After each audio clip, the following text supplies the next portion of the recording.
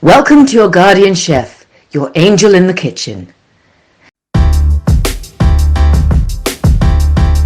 Today we are using dried porcini mushrooms. When porcini are out of season, dried porcini mushrooms are a great option to add flavour to your dishes. When dried, the porcini mushrooms become a concentration of umami flavour. You can buy them or dry them yourself if you like, foraging for wild mushrooms. Clean them and cut them into thin slices of 1/4 inch to 5 millimeters. You can dry them in the oven, in a vegetable dryer, or simply over a laundry drying rack. You may find small holes in the dried porcini. They indicate the presence of tiny worms.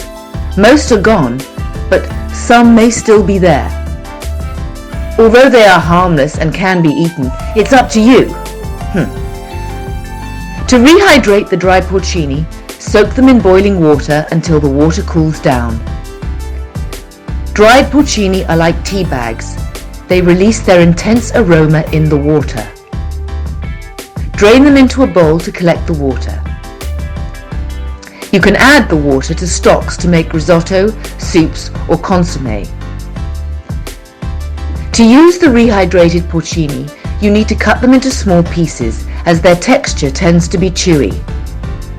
Fry some garlic cloves in butter. Add the rehydrated porcini and stir fry them. Add some water to soften them. To recreate the texture of the fresh porcini, add some regular white mushrooms cut into quarters. Stir fry until brown. Season with salt and garnish with some parsley. I like to serve those mushrooms with grilled scamorza cheese and fried polenta, or as a topping to bruschetta garnished with some crispy bacon. If you are preparing a fancy dinner, make a porcini mushroom risotto and serve it in a crispy parmesan bowl. For more recipes to use dried porcini mushrooms, check out the playlist above. And don't forget to subscribe. Did you eat those worms? Oh, yuck!